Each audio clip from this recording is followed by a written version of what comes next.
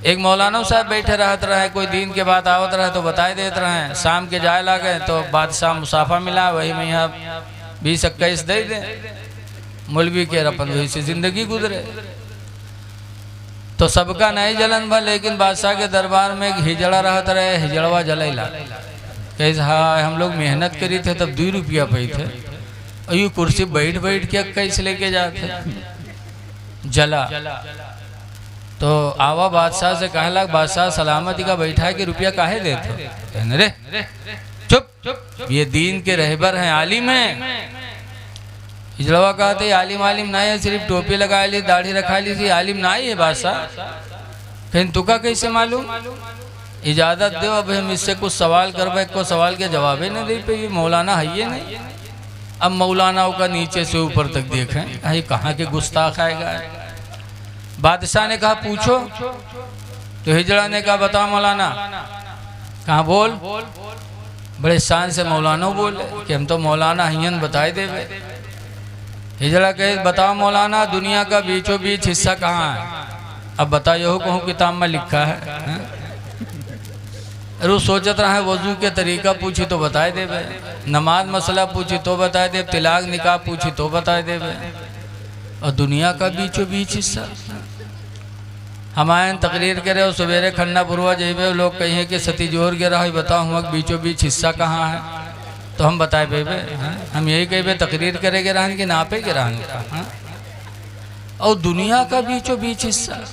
अब मौलाना घबराने, कहीं और को सवाल है, कहीं हाँ एक और है, कहीं का कहीं नहीं बताओ कि आसमान पर तारे कितने।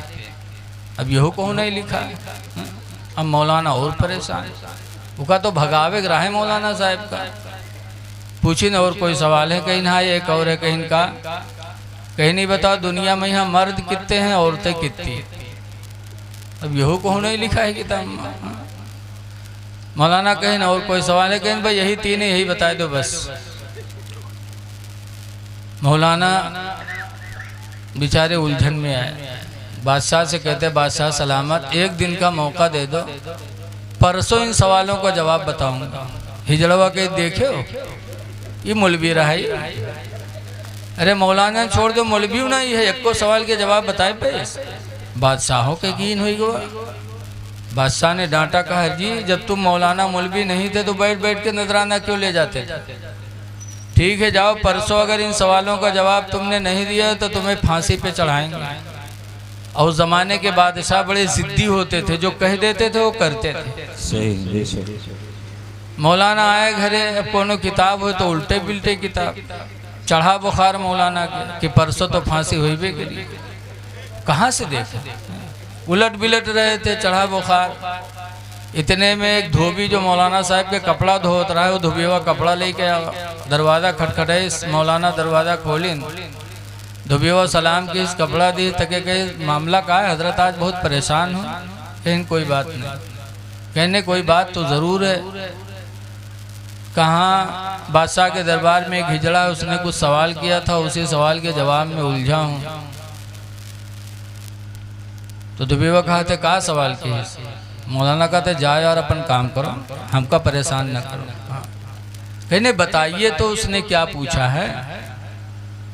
तो मौलाना ने कहा पहला सवाल किया है कि ज़मीन का बीचों बीच हिस्सा कहाँ है। दूसरा सवाल किया है कि दुनिया आसमान पर तारे कितने हैं।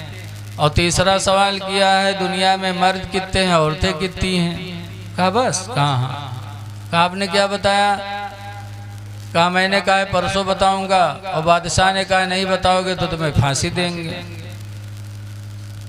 धोबी ने कहा जाओ आराम करो, अत्ते खातिर उलझे हो, जाओ आराम करो। परसों जब वहाँ जाना और आपसे पूछा जाएगा तो आप कहने छोटे छोटे सवाल हैं, ये मेरे शान के खिलाफ हैं, ऐसे छोटे छोटे सवालों का जवाब तो मेरा धोबी बताएगा और मैं आके बता दूंगा। मौलाना कहीं ना रे, जिंदगी भर हम पढ़े पढ़ाए, हमका नहीं पता है। तू जिंदगी भर कपड़ा धोए, तू कैसे जाना थे रे। कहीं हम जानी थे तो कहीं का बताओ, कहीं हिया ना बताइए, हुआ ही बताइए। मौलाना कहीं सही बोल, ऐसे है तो परसों तक हम सोचबे, अगर जान पे तो हुआ जेबे नहीं, भागब को अपन जान बचेबे। और तोरे कहे ऐसे चले जाए तो ना फोकट में हमारा काम तमाम हो जाए। दुबेवा कहे घबराओ ना, मैं बेवफा नहीं हूँ, मैं बावफा हूँ। खैर तसल्ली दिया। तीसरा दिन हुआ, मौलाना गए हुआ और जैसे पहुँचे हिजड़वा ठाड़ रहा है, आएगा गम से। हाँ, जानत रहा है कि आज मौलवी की फांसी हुई। हिजड़वा आया, कहाँ बताओ मौलाना। मौलाना साहब ने कहा बैठ, ये छोटे छोटे सवाल हैं, सवालों का जवाब मेरा धोबी बताएगा। दिल में तो घबराहट रहा है, लेकिन अब करें क्या। बहरहाल हिजड़ा चुप हो गया। अब धोबी का इंतजार होने लगा। इतने में धोबी गधा पर बैठा और सोंटा लिए और पहुंच गया दरवाजे पर। इजाज़त मांगी, इजाज़त मिली अंदर आने की। तो धोबी गधा से उतरा नहीं, गधा समेत अंदर घुसेला। तो लोगों ने डांटा, कहा बदतमीज, यहाँ बादशाह का दरबार है, अच्छे लोग आ नहीं पाते, तू गधा लेके आ रहा है। कहने में गधा लेके आऊंगा। गधे के सवाल का जवाब ये गधा ही बताएगा, कोई दूसरा नहीं बता सकता। शर्त लगा दी, इजाजत मिली। धोबी अंदर पहुंचा, गधा से उतरा, हाथ में सोंटा। कहाँ है जड़ा? आया। कहा क्या है तेरा सवाल? कहा बताओ दुनिया का बीचों बीच हिस्सा कहाँ है? तो जहाँ बादशाह की कुर्सी पड़ी रहे जो ने महल में, वही महल कहीं है। वो धोबी सोंटा से नापेला। कुर्सी से एक तरफ का पश्चिम का हिस्सा नापा, फिर पूरब का नापा, फिर दक्षिण नापा, फिर उत्तर नापा। और नापने के बाद धोबी ने कहा हिजड़ा से कि सुन, दुनिया का बीचों बीच हिस्सा यही है जहाँ बादशाह की कुर्सी पड़ी। और न मान तो नाप के देख ले, इधर की दुनिया नाप ले, इधर की नाप ले, अब तुझे पता चल जाए। तो हिजड़ा नाप सकत रहा है। जिला बहरे चमका तुमका नापे पड़ जाए तो हालत खराब हुई। और पूरी दुनिया और जनता नहीं रहा। कहते हाँ ठीक है ठीक है। हिजड़ा कहने न मान तो नाप के देख ले। कहने ने सही यही है। पूछा दूसरा सवाल, कहा आसमान पर तारे कितने हैं? धोबी ने अपने गधे के पूंछ को पकड़ा और पकड़ने के बाद कहा सुन, एक गधे के पूंछ को छोड़ करके इसके बदन में जितने बाल हैं उतने ही आसमान में तारे हैं। और न मान तो गिन के देख ले। तो गधा के बाल कहाँ गिन सकत रहा है? कहने ने सही है। कहने न मान तो गिन के देख ले। और जाना सार रहा है नहीं, सिर्फ फंसावे खातिर बाझा रहा है। कहे हाँ सही है। पूछा तीसरा सवाल, कहा दुनिया में मर्द कितने, औरतें कितनी? धोबी ने गिनती गिनना शुरू किया। 1 2 3 4 5 6 7 8 9 10 11 12 13 14 15 16 17 गिना। उसके बाद छोड़ दी, फिर शुरू से गिने लग। 1 2 3 4 5 6 7 8 9 10 11 12 13 14 15 16 17 18, फिर छोड़ दी, फिर गिने लग। तीसरी मरतबा गिनी 17 18 तक छोड़ दी, गिनती गिना। और धोबिया का हिजड़वा का पकड़ी सो वही सोंटा से उसका पीटक शुरू की। हिजड़ा चिल्लाया, कहा बादशाह बचाइए बचाइए। बादशाह ने कहा अरे उसको क्यों मार रहे हो जी? तो धोबी ने कहा चुप रहिए, पहले इसको खत्म कर लूं मार के, फिर बताऊंगा कितने मर्द हैं कितने औरत। कहा ऐसा क्यों? कहा पहले इसको मार डालूंगा फिर बताऊंगा। कहा क्यों? तो धोबी ने कहा मैं मर्दों की लाइन अलग करता हूँ, औरतों की लाइन अलग करता हूँ। जब मर्दों को गिनती गिनता हूँ तो उसमें घुस जाता है, औरतों को गिनता हूँ तो उसमें घुस जाता है। गिनती नहीं होने देता, इसलिए इसको पहले ख़त्म कर लूँ फिर बताऊँगा कितने मर्द हैं कितने औरतें। तो हिजड़ा चिल्लाएगा हुजूर माफ़ कर दीजिए, मौलाना को भगाने के लिए सब मैंने किया था। तो मारा भी गया, रुसवा भी हुआ। इसलिए हसद नहीं करना चाहिए, हसद का अंजाम बहुत। इजाज़त लेने के लिए पूछना पड़ा। अब एक और तीसरा दरवाज़ा देखो जो हम सब के पैगंबर हैं। रसूल करीम सल्लल्लाहु अलैहि वसल्लम के विसाल का वक्त था, जाकनी का आलम था। हुजूर के सामने एक तसले में पानी भरा हुआ रखा था और हुजूर उस तसले के पानी में दोनों हाथ डालते फिर निकालते, डालते फिर निकालते और कहते अल्लाहुम्मा रफ़ीक़ल आला। माशाअल्लाह तू बुलंद है, तू ही बेहतरीन साथी। बेशक बेशक। अपने रब को याद किया, अल्लाह तू सबसे बेहतरीन साथी है मेरा। उसके बाद हुजूर दोनों हाथों को डालते रहे, निकालते रहे और फरमाते थे अस्सलातु व मा मलकत ऐमानुकुम। ऐ लोगों, मैं जा रहा हूँ लेकिन दो चीज़ों का ख्याल रखना। अस्सलातो, नमाज का ख्याल रखना, व मा मलकत ऐमानुकुम, और उनका ख्याल रखना जो तुम्हारे मातहत हैं। बेशक, सुभान अल्लाह। उनका ख्याल रखना, उन पर जुल्म न होने पाए। मातहत में बीवी आती है, औलादे भी हैं, मजदूर भी है, नौकर भी है, जानवर भी हैं, ये सब हमारे मातहत हैं। सरकार फरमाते हैं इन पर जुल्म न होने पाए, इनका ख्याल रखना। बेशक, सुभान अल्लाह। इतने में दरवाज़ा खटखटाया किसी ने। हज़रत फ़ातिमा ज़हरा फरमाती है दरवाज़ा खटखटाने वाले वापस जा, आज मेरे अब्बा की तबीयत ख़राब है, वापस जाओ, अब्बू की तबीयत अलील है। तो अल्लाह के रसूल फरमाते गैब जानने वाले नबी, हम तुम घर में बैठे हो, कोई दरवाज़ा खटखटावे तो जान मिली को आए, बोलो भाई। लेकिन गैब जानने वाले मेरे पैगंबर फरमाते हैं फ़ातिमा दरवाज़ा खोल दो, ये रोज़ाने का आने वाला इंसान नहीं है, ये सिर्फ ज़िंदगी में एक मर्तबा आता है, सुभान ये रोज़ाना आने वाले नहीं हैं। ये मलकुल मौत हैं जो आज रूह निकालने के लिए हाजिर हुए हैं। फ़ातिमा दरवाज़ा खोल दो। मलकुल मौत आया और हुजूर की रूह निकालने लगा तो हुजूर को तकलीफ़ हुई। हुजूर ने फरमाया रुको, जितनी तकलीफ़ हमको हो रही है ऐसे ही रूह निकालने में मेरी उम्मत को भी तकलीफ़ होती है। कहा हुजूर आपकी रूह तो एक उंगली से निकाल रहा हूँ और आपकी उम्मत की रूह दोनों हाथों को डाल के निकालता हूँ। सरकार के आंखों में आंसू आए, फरमाते हैं जब एक उंगली से मेरी रूह निकालते हो तो हमें इतनी तकलीफ़ हो रही है, और दोनों हाथों से डाल कर रूह निकालोगे तो मेरी उम्मत को कितनी तकलीफ़ होती हो। हुजूर ने फरमाया क़यामत तक रूह निकालने में जितनी तकलीफ़ मेरी उम्मत को देना हो सब मेरे ऊपर गुजार दो, सुभान अल्लाह, माशाअल्लाह। लेकिन मेरी उम्मत को तकलीफ़ न हो। ये दर्द था मेरे नबी को अपनी उम्मत से। आखिरी वक्त है लेकिन मेरे नबी अपनी उम्मत को नहीं भूल रहे हैं माशाअल्लाह कि जितनी तकलीफ़ देना हो सब मेरे ऊपर गुजार दो, मेरी उम्मत को तकलीफ़ ना हो। तब मलकुल मौत ने कहा था अल्लाह के रसूल आपकी उम्मत की रूह ऐसे निकालूंगा जैसे गूंधे हुए आटे में कोई बाल पड़ जाए तो बाल को खींचो तो बाल टूटता नहीं चला आता, धीरे धीरे ऐसे ही मैं आपकी उम्मत की रूह को निकालूंगा। बेशक, सुभान अल्लाह, सुभान अल्लाह। और उसके बाद हुजूर सल्लल्लाहु अलैहि वसल्लम का विसाल शरीफ हो गया।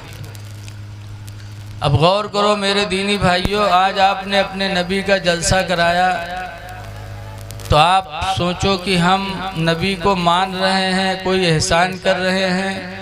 एहसान नहीं है, उनका कई गुना एहसान अपनी उम्मत पर है। बेशक, सुभान अल्लाह, माशाअल्लाह। इसीलिए 1400 साल गुजर गए, मुसलमान अपने नबी की मीलाद को नहीं भूला। बेशक, खुशनसीब है वो नौजवान जिन्होंने चल फिर करके चंदा किया, इंतज़ाम किया, दौड़ते धूपते रहे। यकीनन ये इनका काम अल्लाह और उसके रसूल से पोशीदा नहीं है।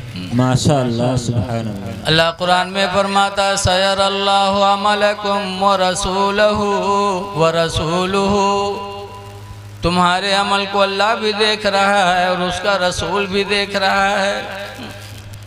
अल्लाह अल्लाह का रसूल दोनों हमारे तुम्हारे अमल को देख रहे हैं। इंशाअल्लाह इसका जज़ा ज़रूर मिलेगा। और दूसरी बात यह है कि सरकार का मोजिज़ा देखो, दर्जा देखो कि किस तरह मलकुल मौत से मेरे पैगंबर पेश आए। जब फातिमा ज़हरा का ये आलम है तो नबी का आलम क्या होगा। बेशक, इसीलिए आला हज़रत इमाम अहले सुन्नत फरमाते हैं कि हम लोग अगर नबी के मर्तबे को जानना चाहें तो कैसे जान सकते हैं। अर्श जो सातों आसमान के ऊपर है इतनी बुलंदी पर, लेकिन वो भी फिक्र में है कि मुस्तफ़ा का मर्तबा हमसे कितना बुलंद है। बेशक आला हजरत इमाम अहले सुन्नत फरमाते हैं, अर्श के अक्ल दंग है, चरख में आसमान है। बेशक चरख के माने चक्कर, ये आसमान इतना बुलंद होने के बावजूद भी चक्कर में है। अर्श के अक्ल दंग है, चरख में आसमान है। अर्श की अक्ल दंग है, चरख में आसमान है। जाने मुराद अब किधर, हाय तेरा मकान है। बेशक सुभान अल्लाह माशाअल्लाह सुभान अल्लाह। अब किधर, हाय तेरा मकान है। मेरे नबी का मर्तबा अल्लाह ने बहुत बुलंद फरमाया है। बेशक माशाअल्लाह। खुश नसीब होए सुन्नियों कि आपने मसलक आला हजरत का दामन पकड़ा और नबी की मोहब्बत आपके दिलों में मौजूद है। बेशक सहाबा 1400 साल हो गए, आज भी उनका नाम मस्जिद के मिंबरों पे जलसों में लिया जाता है। क्यों? उन्होंने अपने नबी की मोहब्बत ही दिल में सजाई माशाअल्लाह। और ऐसी मोहब्बत सजाई कि हजरत खालिद इब्ने वलीद रदियल्लाहु ताला अन्हु है। हजरत खालिद इब्ने वलीद एक जंग में तशरीफ ले गए, लड़ रहे थे, तलवारें चल रही थी, गर्दनें कट रही थी, खून बह रहा था। ऐसे आलम में हजरत खालिद इब्ने वलीद की टोपी नीचे गिर गई। माशाअल्लाह। हजरत खालिद इब्ने वलीद घोड़े से नीचे उतरे और अपनी टोपी उठाए। लोगों ने कहा, खालिद ताज्जुब है, गर्दनें कट रही हैं, तलवारें चल रही हैं, ऐसी सूरत में आप मामूली टोपी को उतारने के लिए नीचे उतरे, आप अपनी जान को नहीं सोचे? किसी दरमियान में कोई वार कर दे, तुम्हारी जान चली जाए। तो खालिद इब्ने वलीद कहते हैं, सुनो, जिस टोपी को उतारने के लिए मैं घोड़े से उतरा, उस टोपी के अंदर नबी करीम का एक बाले मुबारक लगा हुआ है। सुभान अल्लाह सुभान अल्लाह। उसी बाले मुबारक के वास्ते से जंगों में अल्लाह मुझे कामयाबी अता फरमाता है। सुभान अल्लाह। तो खालिद की जान चली जाए ये तो खालिद को गवारा हो सकता है, लेकिन पैगंबर के बाले मुबारक पर किसी का पैर पड़ जाए ये खालिद का ईमान गवारा नहीं कर सकता। ये मोहब्बत थी सहाबा को नबी से, इसीलिए वो कामयाब हुई।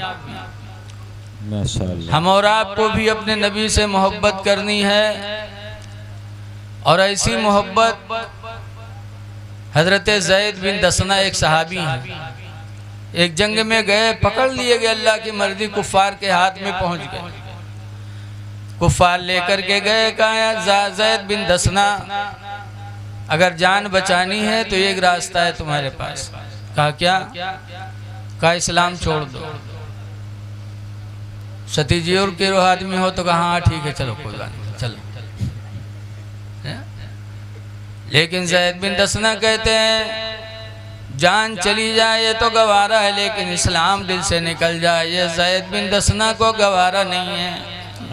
बेशक सुभान अल्लाह। तो फांसी पे चढ़ाया। जब फांसी पे ज़ैद बिन दसना चढ़े तब कुफारों ने कहा था ज़ैद बिन दसना आखिरी वक्त है, कोई ख्वाहिश है? कहाँ ख्वाहिश तो है। लोगों ने कहा था ज़ैद बिन दसना एक बात बताओ कि तुमको फांसी न दी जाए बल्कि तुम्हारे जगह पर तुम्हारे पैगंबर को फांसी दे दी जाए और तुम्हें छोड़ दिया जाए। तो ज़ैद बिन दसना ने कहा था कि तुम ये पूछते हो कि मुझे छोड़ दो, मेरे नबी को फांसी दे दो। खुदा की कसम मुझे ज़बह कर दो, मेरे बदन की बोटियां बोटियां कर डालो, ये तो गवारा है, लेकिन नबी के तलवे में एक कांटा चुभ जाए ये ज़ैद बिन दसना को गवारा नहीं है। सुभान अल्लाह। नारे तकबीर नारे रिसालत, मसलक आला हजरत, मसलक आला हजरत, नारे तकबीर, नारे रिसालत। किसी शायर ने कहा था ज़ैद बिन दसना की आवाज को, ये सब कुछ है गवारा पर ये देखा जा नहीं सकता। बेशक सुभान ये अल्लाह, सब कुछ है गवारा पर ये देखा जा नहीं सकता कि उनके पाँव के तलवे में एक कांटा ही चुभ जाए। बेशक माशाअल्लाह, अल्हम्दुलिल्लाह। तो है लोगों, नबी की मोहब्बत दिल में सजाए रखो, इंशाअल्लाह दुनिया में भी कामयाब, आखिरत में भी कामयाब। बेशक मौत का फरिश्ता हम तक तुम तक आएगा। एक बात और सुन लो, नबियों की शान बहुत बुलंद होती है। बेशक फिलिस्तीन में जहाँ आज मुसलमान अल्लाह रसूल के नाम पर जान दे रहे हैं, फिलिस्तीन में मस्जिद बैतुल मुक़द्दस, वो मस्जिद जिसके अंदर कोई एक रकात नमाज पढ़े तो 50,000 रकात का सवाब मिलता है। उसकी बुनियाद किसने डाला था? हज़रत दाऊद अलैहिस्सलाम। दाऊद अलैहिस्सलाम मस्जिद बैतुल मुक़द्दस को बनाने लगे, लेकिन ज़िंदगी ने साथ न दिया और मौत आ गई। मौत आनी है सब।